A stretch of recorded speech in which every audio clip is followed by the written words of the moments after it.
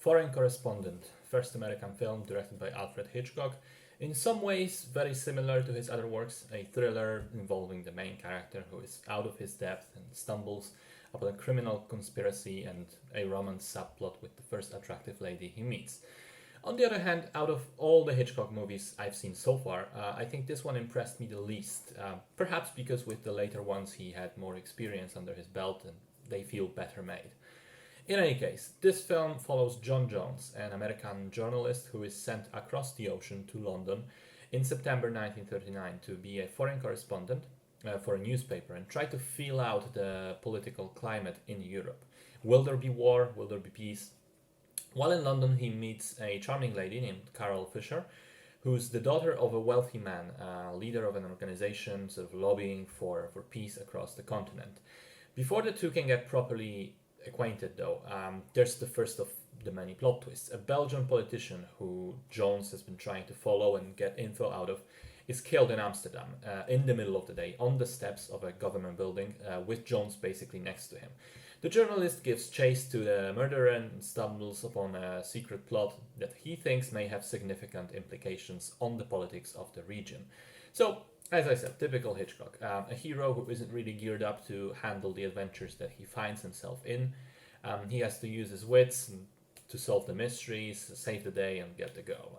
And pretty much in all these ways, it follows the standard formula.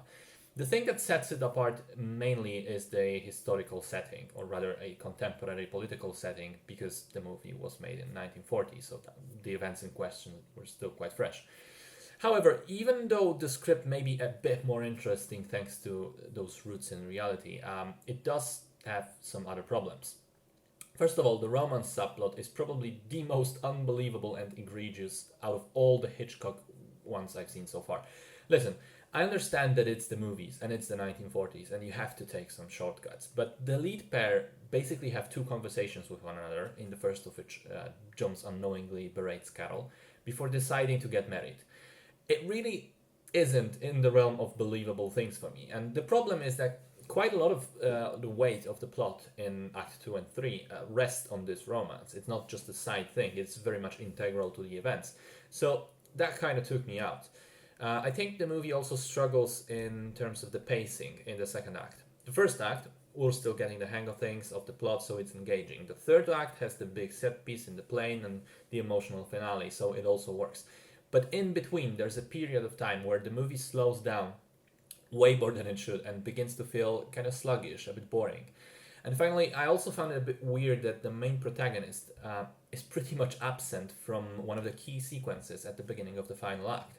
It's perfectly explained in the story why that is so, but from the narrative perspective, it's just an odd thing to do that suddenly one of the side characters comes to the forefront and does the important things that we would expect, the main guy to do. So all in all, I have to say I didn't particularly enjoy this film. I think there are good things about it. The leads have good charisma, the set pieces are well crafted, there's a fair amount of humor sprinkled in, especially in the first act. But the movie has aged quite a lot, and I think that the strengths that remain don't quite balance out the weaknesses. In my book, this one's just average.